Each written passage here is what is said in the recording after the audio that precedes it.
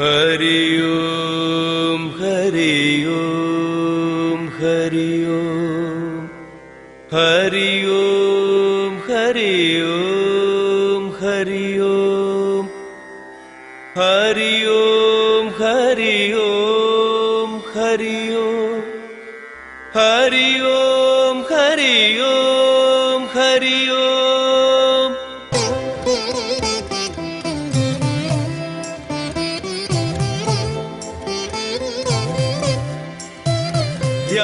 ധ്യാനജപാദികൾ ചെയ്തിടാത്തോൻ ആനന്ദാമൃതമുന്നില്ല. ധ്യാനജപാദികൾ ചെയ്തിടാത്തോൻ ആനന്ദാമൃതമുന്നില്ല. ധർമ്മം ദയ ഇവ കൂടാതെ സൽക്കർമ്മം ചെയ്യാൻ കഴിയില്ല. സൽക്കർമ്മം ചെയ്യാൻ കഴിയില്ല. ഹരി ഓം ഹരി ഓം ഹരി ഓം ഹരി ഓം ഹരി ഓം ഹരി ഓം ഹരി ഓം ഹരി ഓം ഹരി ഓം ഹരി ഓം ഹരി ഓം ഹരി ഓം. സംഘം മുഴുവൻ പോയിടാതെ സംസാരാഗ്നി കെടുകില്ല. സംഘം മുഴുവൻ പോയിടാതെ സംസാരാഗ്നി കെടുകില്ല. ഉള്ളിലസൂയയൊഴിഞ്ഞിടാതെ ഭഗവാൻ നേരിൽ വരുകില്ല. ഭഗവാൻ നേരിൽ വരുകില്ല. ഹരി ഓം ഹരി ഓം ഹരി ഓം ഹരി ഓം ഹരി ഓം ഹരി ഓം ഹരി ഓം ഹരി ഓം ഹരി ഓം ഹരി ഓം ഹരി ഓം ഹരി ഓം.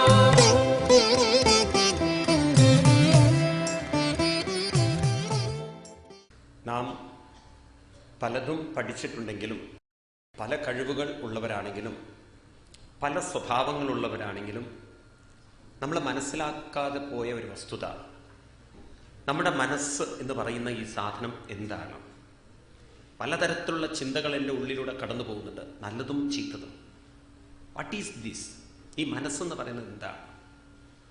ഇത് എവിടുന്ന് വന്നു? ഇതിനെ ആര് നിലനിർത്തുന്നു? ഇത് തിരിച്ച് എങ്ങോട്ടാണ് പോവേണ്ടത്? ഇത്തരം ചിന്തകളൊന്നും നമ്മുടെ സമൂഹത്തിൽ ആരും നമുക്ക് പറഞ്ഞു തന്നിട്ടില്ല. ഉണ്ടോ? നമുക്കറിയില്ല ഇതെന്താണെന്നുള്ളത്. നമ്മൾ ചിന്തിക്കുന്നുണ്ട്, നല്ല സ്വഭാവം കാണിക്കുന്നുണ്ട്, ചിലയിടത്തൊക്കെ നമ്മുടെ കുരുത്തം കേട്ട സ്വഭാവം വരുന്നുണ്ട്.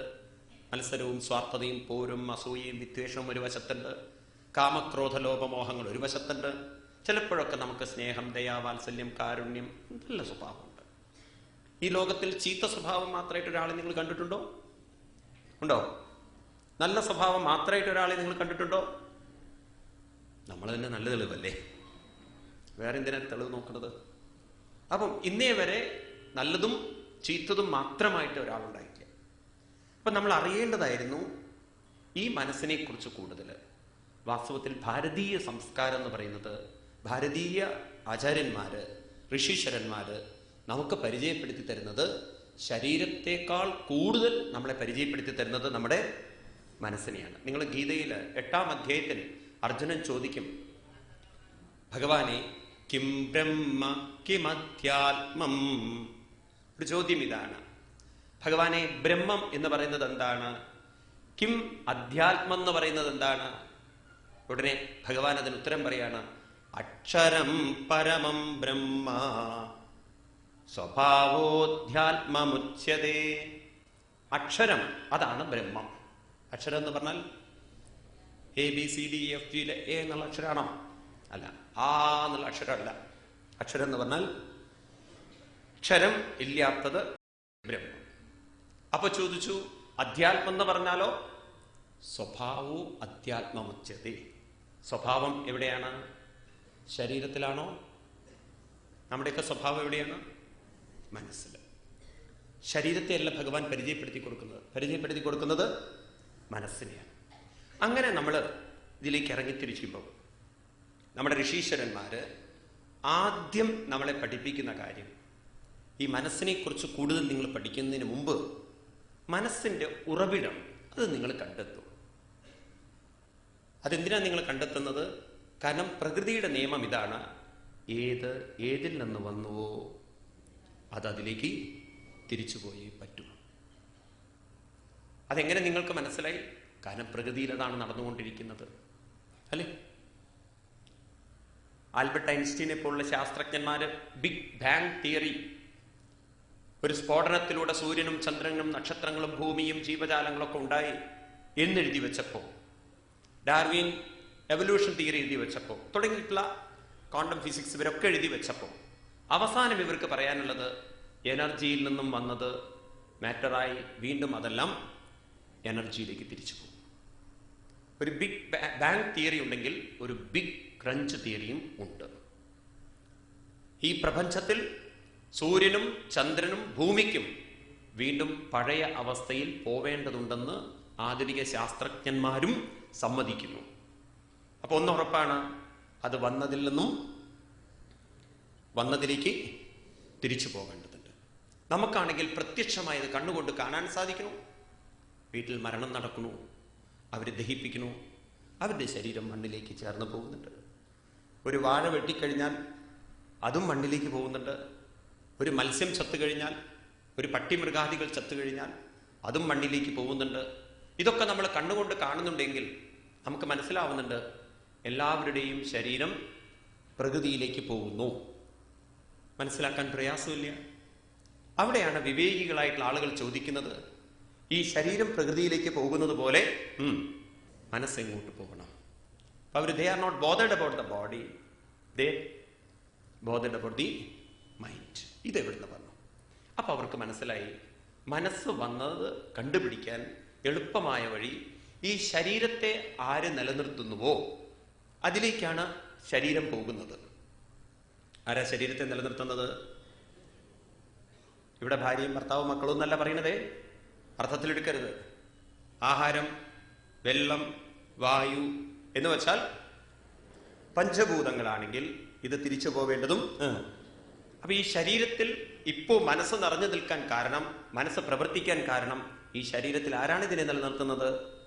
അവർക്ക് മനസ്സിലായി, മരിച്ച ശരീരത്തിൽ മനസ്സ് നിലനിൽക്കാത്തതിന് കാരണം ആ ശരീരത്തിൽ ഇല്ലാത്തൊരു സാധനം ഇപ്പോ നമ്മുടെ ശരീരത്തിലുണ്ടെങ്കിൽ അത് ചൈതന്യമല്ലാതെ മറ്റൊന്നുമല്ല. അപ്പൊ മനസ്സ് വന്നിരിക്കുന്നത് ഉള്ളിൽ നിറഞ്ഞിരിക്കുന്നൊരു ചൈതന്യത്തിൽ നിന്നാണ്. അതിനെ നിലനിർത്തുന്നതും ചൈതന്യമാണ്. അതുകൊണ്ട് അതിന് തിരിച്ചു പോവേണ്ടതും ചൈതന്യത്തിലേക്കാണ്. ആ ചൈതന്യത്തെ നോക്കിക്കൊണ്ട് ഋഷീശ്വരന്മാർ പറഞ്ഞു, ഇത് തന്നെയാണ് സനാതനം, ഇത് തന്നെയാണ് ബ്രഹ്മം, ഇത് തന്നെയാണ് ഭഗവാൻ, ഇത് തന്നെയാണ് പരമാത്മാവ് എന്നൊക്കെ അവർ വിളിച്ചു പറഞ്ഞു. അപ്പൊ അതിലേക്ക് നമ്മുടെ മനസ്സിനെ നമുക്ക് എത്തിക്കണമെങ്കിൽ നമ്മുടെ മനസ്സിന് ചില യോഗ്യതകൾ വേണം. എവിടെ നിന്ന് വന്നു അവിടേക്ക് എത്തിച്ചേരണമെങ്കിൽ ഒരു യോഗ്യതകൾ വേണം. അതെന്താ യോഗ്യത? ഏത് മനസ്സേ അതിലേക്ക് എത്തുള്ളൂ? അവിടെ നമ്മുടെ പൂർവികന്മാർ നമ്മളെ പറഞ്ഞ് മനസ്സിലാക്കി തരുന്നു, സമബുദ്ധിയുള്ളൊരു മനസ്സിന് അവിടേക്ക് എത്തിച്ചേരാൻ സാധിക്കും, അല്ലെങ്കിൽ അതിലേക്ക് ലയിക്കാൻ സാധിക്കും. അതിനൊരു സയന്റിഫിക് ആയിട്ടുള്ള എക്സ്പ്ലനേഷൻ ഉണ്ട്, അത് നമുക്ക് പിന്നീട് നോക്കാം. ഏതായാലും ഭഗവാൻ വളരെ വ്യക്തമായി പറയുന്നു, സർവത്ര സമബുദ്ധയ തേ പ്രാപ്നുവന്തി മാമേവ. സർവത്ര സമബുദ്ധിയുള്ളവർക്ക് മാത്രമേ എന്നെ പ്രാപിക്കാൻ സാധിക്കുള്ളൂ. 12-ാം അധ്യായം ഗീത പഠിച്ചാൽ നിങ്ങൾക്ക് വേഗം മനസ്സിലാവുന്നത്. 2 തരം ഭക്തന്മാരെ കുറിച്ച് അർജുനൻ ചോദിക്കുന്നുണ്ട്. ഭഗവാനെ, 2 തരം ഭക്തന്മാരുണ്ടല്ലോ, ആരൊക്കെയാണ്? ഒന്ന് രൂപത്തെ ഉപാസിക്കുന്നവരും, രണ്ടാമത്തത് തത്വത്തെ ഉപാസിക്കുന്നവരും. ഇവരിൽ ആരെയാണ് അങ്ങയ്ക്ക് പ്രിയം എന്ന് ഭഗവാൻ ചോദിക്കുകയാണ്. ഉടനെ ഭഗവാൻ പറയുന്നു, എനിക്ക് ഏറ്റവും പ്രിയം ഇവരിൽ ആരെയാണെന്ന് അറിയോ അർജുന? രൂപത്തെ ഉപാസിക്കുന്നവരെയാണ് പ്രിയം. അതെന്താ ഭഗവാനെ അങ്ങനെ രൂപത്തെ ഉപാസിക്കുന്നവരെ പ്രിയം, തത്വത്തെ ഉപാസിക്കുന്നവരെ അങ്ങേക്ക് പ്രിയമല്ലേ എന്ന് അർജുനൻ ചോദിക്കുമ്പോഴാണ് അവിടുത്തെ ഭഗവാൻ 12-ാമത്തെ അധ്യായത്തിൽ പറയും, കൂടസ്ഥം അജലം ധ്രുവം സന്നിയമേന്ദ്രിയ ഗ്രാമം സർവത്ര സമബുദ്ധയ തേ പ്രാപ്നുവന്തി മാമേവ. 12-ാമത്തെ അധ്യായത്തിൽ 3-4 ശ്ലോകങ്ങളിലൂടെ ഭഗവാൻ പറയും, അർജുന, ആരാണോ അവരുടെ മനസ്സിനെ സർവത്ര സമബുദ്ധിയാക്കി വെച്ചിരിക്കുന്നത്, തത്വത്തെ ഉപാസിച്ചുകൊണ്ട് ഇന്ദ്രിയങ്ങളെ സംയമനം ചെയ്ത്, അല്ലെങ്കിൽ മനസ്സിന്റെ ശ്രദ്ധ ഭഗവാനായിരിക്കുന്ന എന്നിലേക്ക് കൊണ്ടുവന്ന് സർവത്ര സമബുദ്ധി നേടിയിരിക്കുന്നത്, തേ പ്രാപ്നുവന്തി മാം ഏവ, അവരെന്നെ പ്രാപിക്കുന്നു. അപ്പൊ പിന്നെ പ്രിയം എന്ന് പറയാത്തതിന് കാരണം അവർ ഓൾറെഡി എന്നെ പ്രാപിച്ചവരാണ്. പിന്നെ അവരെ പ്രിയം എന്ന് പറയേണ്ട ആവശ്യമില്ല, കാരണം ഞാനും അവരും ഒന്നാണ്. പിന്നെ ഇങ്ങനെ പ്രിയം എന്ന് പറയാ, പ്രിയം എന്ന് പറയണമെങ്കിൽ എന്നിൽ നിന്നും വേർപെട്ട ഒന്നിനെയാണ് പ്രിയം എന്ന് പറയാ. അപ്പൊ അർജുനന് സ്വാഭാവികമായൊരു ചോദ്യം ഉണ്ടാവുന്നതാണ്, അങ്ങനെയാണെങ്കിൽ എന്തുകൊണ്ട് രൂപത്തെ ഉപാസിക്കുന്നവര് അങ്ങയെ പ്രാപിക്കുന്നില്ല, അല്ലെങ്കിൽ അങ്ങയെ പ്രാപിക്കാൻ എന്തു വേണം? അപ്പൊ ഭഗവാൻ പറയാണ്, അർജുന, അതിന് കാരണം അവരുടെ മനസ്സ് ഇപ്പോ എന്റെ തത്വത്തെ ഉപാസിക്കാൻ യോഗ്യത നേടിയിട്ടില്ല. എന്തുകൊണ്ടാണ് യോഗ്യത നേടാത്തത്? ക്ലേശോധികതരസ്തേഷാം അവ്യക്താസക്തചേതസാം അവ്യക്താഹിഗതിർദുഃഖം ദേഹവദ്ഭിരവാപ്യതേ. ക്ലേശോ അധികതരമാണ്. അതായത് ഡയറക്റ്റായിട്ട് നമ്മൾ തത്വത്തിലേക്ക് പോയി കഴിഞ്ഞാൽ മനസ്സ് പിടുത്തം കിട്ടില്ല എന്ന് മാത്രമല്ല, വേഗം ഉറക്കത്തിലേക്ക് പോകും. എന്തുകൊണ്ടാണ് ചോദിച്ചു കഴിഞ്ഞാൽ, അയാള് രൂപമില്ലാത്ത രൂപത്തെ ഉപാസിക്കാനുള്ള അഭ്യാസം, ആ കഴിവ് ആ മനസ്സിന് നേടാൻ സാധിച്ചിട്ടില്ല. അതുകൊണ്ട് അർജുന എന്ത് വേണം? ദേഹവദ്ഭി. ദേഹവദ്ഭി എന്ന് പറഞ്ഞാൽ ഈ ദേഹസംബന്ധമായ പ്രശ്നങ്ങൾ, ഈ ദേഹവുമായി ബന്ധപ്പെട്ട വസ്തുക്കളുടെ പ്രശ്നങ്ങൾ, ഈ ദേഹവുമായി ബന്ധപ്പെട്ട വ്യക്തികളുടെ പ്രശ്നങ്ങൾ ആരുടെ മനസ്സിനെ അലട്ടുന്നുണ്ടോ അവരൊന്നും തത്വത്തെ ഉപാസിക്കാൻ യോഗ്യരായിട്ടില്ല. അപ്പൊ ഇതൊന്നും നമ്മളെ ബാധിക്കാത്ത വിധത്തിലാക്കണമെങ്കിൽ, എന്തു വന്നാലും ഭഗവത് പ്രസാദമായി മനസ്സ് കാണണമെങ്കിൽ, അവിടെ എത്തണമെങ്കിൽ ആദ്യം എന്ത് വേണം? ഏതെങ്കിലും ഒരു രൂപത്തെ പിടിക്കണം. അങ്ങനെ രൂപത്തെ പിടിച്ചുകൊണ്ട് വേണം അർജുന നീ മനസ്സിനെ ഉയർത്താൻ എന്ന് ഭഗവാൻ പറയുമ്പോൾ, നമ്മുടെ ഭാരതീയ ഋഷീശ്വരന്മാര് രണ്ടു തരം ഉപാസനകളെ കുറിച്ച് പറഞ്ഞ്, എന്തിനാ ഈ ഉപാസന ചെയ്യുന്നത്? ഉപാസനയിൽ പിടിച്ചു നിൽക്കാനല്ല. ഉപാസന പറഞ്ഞിരിക്കുന്നത് അതിൽ പിടിച്ചുകുത്തി അവിടെ നിന്നും അപ്പുറത്തേക്ക് ചാടാൻ വേണ്ടിയിട്ടാണ്. ഞാൻ പറഞ്ഞല്ലോ ഒരു ഉദാഹരണം, ചിന്മയാനന്ദ സ്വാമികൾ പറയുന്ന ഒരു ഉദാഹരണം, പോൾ വാൾട്ടിന്റെ കഥ. നിലത്ത് കുത്തി ആ രൂപത്തെ പിടിച്ചുകൊണ്ട് രൂപത്തിനും അപ്പുറത്തേക്ക് കിടക്കണം. അങ്ങനെ ആരാണോ സമബുദ്ധി കൈവരിച്ചിരിക്കുന്നത് അവർക്ക് ബ്രഹ്മനിർവാണത്തെ കൈവരിക്കാൻ സാധിക്കും എന്ന് നമ്മൾ ഇന്നലെ കണ്ടു. അപ്പൊ നമുക്ക് രണ്ട് മോക്ഷം കൈവരിക്കാനുണ്ട്. ഒന്ന് ജീവൻ മുക്താവസ്ഥ. എന്താ ജീവൻ മുക്താവസ്ഥ എന്ന് പറഞ്ഞാൽ? ഏത് അനുഭവങ്ങളും ഭഗവത് പ്രസാദമായി സ്വീകരിച്ച് മനസ്സ് പ്രതിഷേധിക്കാതെ അതിനെ ഭഗവാന്റെ ഇച്ഛയെ സ്വീകരിച്ചുകൊണ്ട് മനസ്സെപ്പോ അത് ഉൾക്കൊള്ളാൻ സാധിക്കുന്നു, അപ്പൊ അവരുടെ മനസ്സ്, പ്രസാദബുദ്ധി വന്ന മനസ്സ് എങ്ങനെയുള്ളതായി തീരും? സമബുദ്ധി. നിങ്ങൾ ഗീതയിൽ ആവർത്തിച്ച് കാണാം. എന്തിനാ സ്വാമി ഗീത പറയുന്നത്? സ്വാമി ഭാഗവതം പറഞ്ഞാൽ പോരെ? ഈ ഭാഗവതം എന്ന് പറയുന്നതും ഗീത എന്ന് പറയുന്നതും എല്ലാം ഒന്ന് തന്നെയാണ്. ഗീതയുടെ ഒരു എക്സ്പ്ലനേഷനാണ് ഭാഗവതം. ഗീത എന്ന് പറയുന്നത് ഉപനിഷത്തിന്റെ എക്സ്പ്ലനേഷൻ ആണെങ്കിൽ, ഭാഗവതം എന്ന് പറയുന്നത്, നോക്കൂ, അതിലേക്ക് നോക്കാം നിങ്ങൾക്ക് വേണമെങ്കിൽ. ഭാഗവതം ഉണ്ടല്ലോ, നിങ്ങൾ 18,000 ശ്ലോകങ്ങളാണ്. ഗീത 18 അധ്യായമാണ്. ഈ ഗീത പറയാൻ ഉദ്ദേശിച്ചിരിക്കുന്നതൊക്കെ ഭഗവാൻ അതിന്റെ കാതലായിട്ടുള്ള കാര്യങ്ങളൊക്കെ പറയുന്നത് ഈശാവാസ്യ ഉപനിഷത്തിന്റെ ആ ഒരു ചിന്തകൾ മനസ്സിൽ വെച്ചിട്ടാണ് അത്രേ. ഈശാവാസ്യ ഉപനിഷത്ത് 18 മന്ത്രങ്ങളാണ്. ഗാന്ധിജി എപ്പോഴും ചൊല്ലുന്ന ഒരു ഉപനിഷത്താണ് ഈശാവാസ്യ ഉപനിഷത്ത്. അതിലൊരു മന്ത്രം വരും ഭാഗവതത്തിൽ, നമുക്ക് കാണാം ആ സന്ദർഭത്തിൽ. അതിന് 18 ശ്ലോകങ്ങളാണ്. ആ 18 ശ്ലോകങ്ങളുള്ള ഈശാവാസ്യ ഉപനിഷത്തിനുള്ള ഒരു എക്സ്പ്ലനേഷൻ ആണത്രേ 18 അധ്യായങ്ങളുള്ള ഗീത. ആ 18 അധ്യായങ്ങളുള്ള 700 ശ്ലോകങ്ങൾക്കുള്ള എക്സ്പ്ലനേഷൻ ആണത്രേ ഭാഗവതം. ഇതൊന്നും വേറെ വേറെയല്ല, ഇതെല്ലാം ഒന്ന് തന്നെയാണ്. ഇത് മനസ്സിലാക്കാൻ വേണ്ടിയിട്ടാണ് അത് പറയുന്നത്. ഏതായാലും അങ്ങനെ നമ്മൾ ആദ്യം ജീവൻ മുക്താവസ്ഥ കൈവരിച്ച് എന്നിട്ട് വേണം ഇതിലേക്ക് വരാൻ ബ്രഹ്മനിർവ്വാണം. അപ്പൊ അങ്ങനെ എത്താൻ സാധിക്കാത്തവര് അവർക്ക് ക്രമമായി മുക്തി കൈവരിക്കേണ്ടി വരും. അപ്പൊ ആ ക്രമമുക്തിയെ കുറിച്ചാണ് ഇന്നലെ നമ്മൾ തുടങ്ങി വെച്ചത്. അതാരാണത്ര ഈ ക്രമമുക്തി?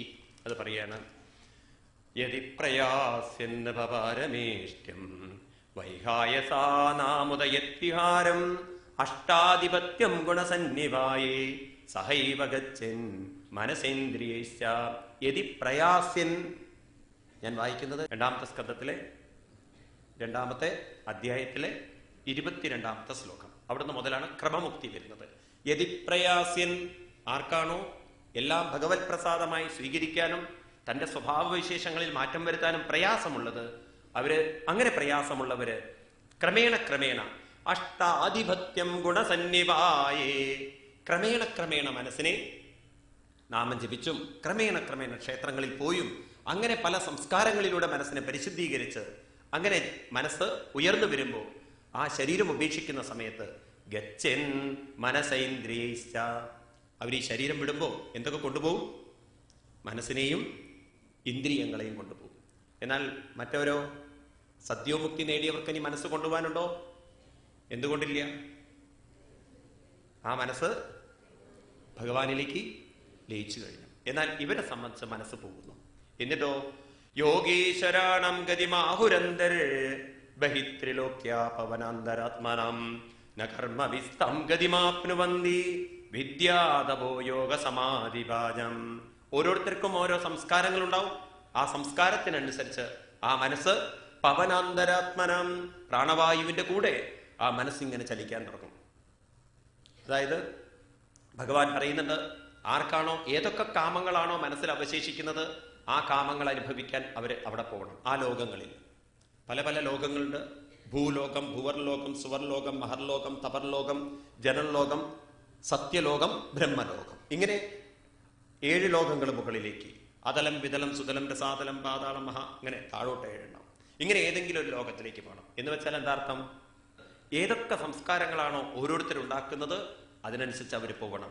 ചിലര് പറയുന്നു അഗ്നിയുടെ വഴിയിലൂടെ പല ലോകങ്ങളിൽ പോകുന്നു. ഭഗവാൻ പറയുന്നു ശൈശുമാരം എന്നുള്ള ലോകത്തിലേക്ക് പോകുന്നു അത്രേ. ഏതായാലും അങ്ങനെയൊക്കെ ലോകങ്ങളുണ്ട് നമ്മൾ വിശ്വസിക്കുക. അവിടെ നിന്ന് മഹർലോകത്തിലേക്ക് പോകുന്നു. അതോ അനന്തസ്യ മുഖാനലേന ദന്തഹ്യമാനം സനിരീക്ഷ വിശ്വം നിര്യാതി സിദ്ധേശ്വര ദുഷ്ടദിഷ്ണ്യം യൽദ്വൈവരാദ്യം തതു പാരമേഷ്ട്യം. പിന്നീട് അനന്തന്റെ മുഖത്തുള്ള അഗ്നിയുടെ ശക്തി കൊണ്ട് അദ്ദേഹം കുറച്ചു കാലം എല്ലാ ലോകങ്ങളും ചുറ്റിത്തിരിഞ്ഞ് പിന്നീട് ബ്രഹ്മാവിന്റെ ലോകത്തിൽ എത്തിച്ചേരുന്നതാണ്. എന്നിട്ട് ബ്രഹ്മാവിന്റെ ലോകത്തിലോ എത്ര ശോകോന്ന ജരാന മൃത്യോന ആർത്തിന്ന ചോദ്ധ്യേ കൃതേ